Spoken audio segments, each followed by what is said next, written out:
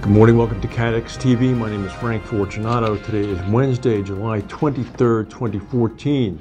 As expected, the European Union yesterday agreed to impose new sanctions against Russia. This is over the shoot-down of the Boeing 777, the Malaysian Airlines Flight 17 in the eastern Ukraine. European ministers stopped short, at least for now, of more forceful sanctions that would hit full sectors of the Russian economy. They did agree to impose visa bans and asset freezes on more Russian officials.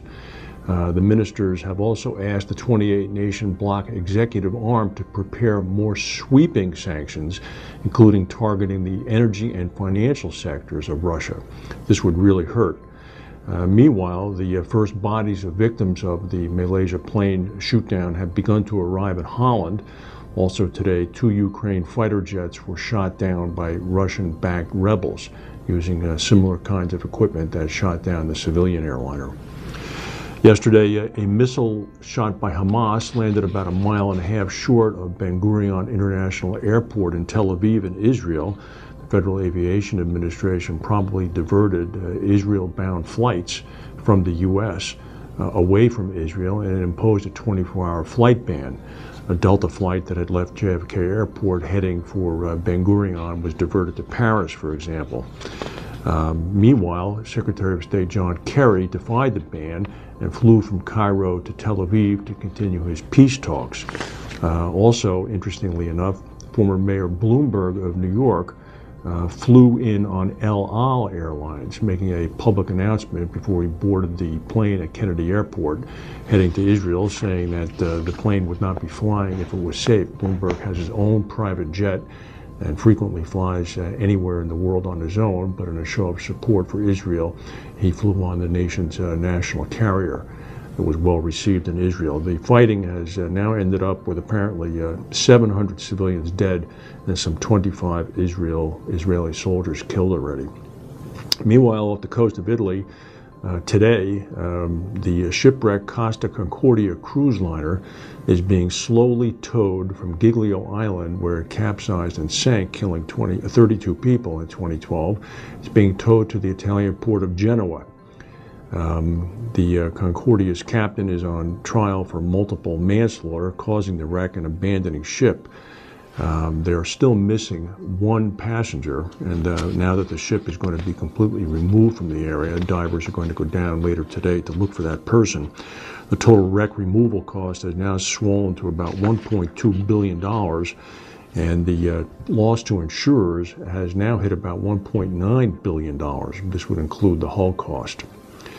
Travelers Insurance Company must pay $500 million to victims of asbestos-related diseases after losing a U.S. federal appeals court hearing yesterday to consider a settlement first approved by a judge 10 years ago. The original settlement related to asbestos manufacturer John's Manville, which has long since gone bankrupt back in the 1980s after facing multiple asbestos claims. A Traveler spokesman said that the insurer had been disclosing the case for more than a decade and has contemplated this as a potential outcome. Meanwhile, in North Dakota, the 7th largest oil-producing country in the world, if it stood by its own, saw a massive blaze that shot fireballs into the sky out in the western part of the state by Williston yesterday. A fire broke out at an oil supply and logistics company in the oil patch area out there. Firefighters fought the blaze at the Red River Supply Company in Williston late Tuesday and into most of Wednesday. The large plume of smoke that rose above Williston prompted the Federal Aviation Administration to actually shut down the Williston International Airport for 6 hours.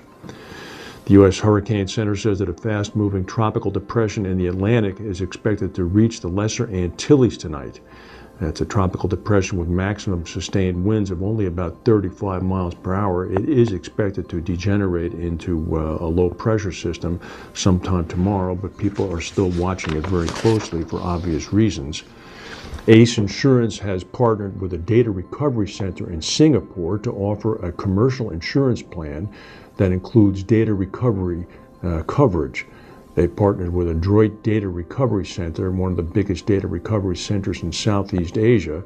The product will allow customers to retrieve their data by simply dropping off their damaged media at a droid data.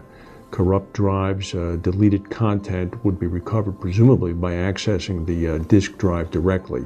Very interesting plan. Parts of a northern Chinese city have been quarantined after state media say that a man has died of bubonic plague. The entire city of Yumen, Y-U-M-E-N, in Gansu province has been shut down. Checkpoints have been set up around the city. Some 151 people are under close observation by Chinese authorities who have had contact with the man. Meanwhile, in New Orleans, after all of the work done by the U.S. government to improve the levees after Hurricane Katrina, there seems to be another problem. This would be the problem of feral hogs, pigs, wild pigs that are apparently feeding on the levees. What they're doing is they come in, they destroy the clay cap that puts pressure on the levees, and the levees begin to crumble. One of the people charged with hunting for the wild pigs is a gentleman named John Schmidt. He's known as Hogman or Trapper John. He had a couple of interesting quotes. He says, pigs have a society, they even have leaders. I wouldn't call it a plague. There are certainly more now than before Katrina. Estimates are that some 5,000 wild pigs might be inhabiting southwest Louisiana. Snipers have been deployed in 4-hour shifts to rid the area of the wild pigs.